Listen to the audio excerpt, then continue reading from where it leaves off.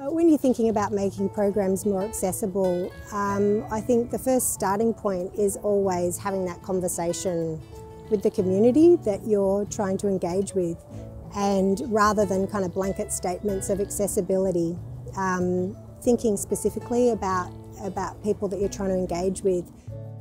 The biggest challenge is the attitudes of other people, well-meaning often, and often based on limited contact and knowledge, which is completely understandable. Converting from being able-bodied to disabled puts a label on you instantly.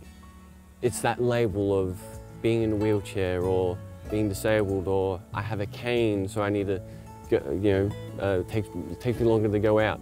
They label them and they put them in one box, when every person, every disability is different. And it's the differences that you really need to account for, not saying, okay, someone has this, so therefore you need to look at them as this. So no, this person is a person, we need to look at them as a person and figure out what that person needs. And how are we going to go about that so they have the same access as everyone else, or at least the ability to try and be able to access those same things. If you're thinking about volunteering, what would they like to gain out of volunteering? You know, what are their interests? Like any person who's at the starting point of volunteering, what are their interests? What are their goals? What can we offer them as an organisation?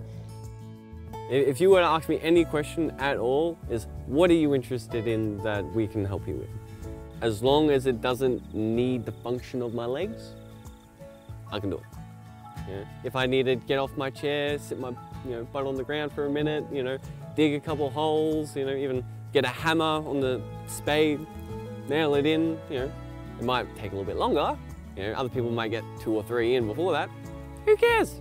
You're in there, you're doing it, you're getting out there. So as long as you're trying to be nice and civil and just trying to learn, ask the questions that you want to ask. And being open and honest and with people with disabilities is the best way to learn how to help them with the events that you want to hold.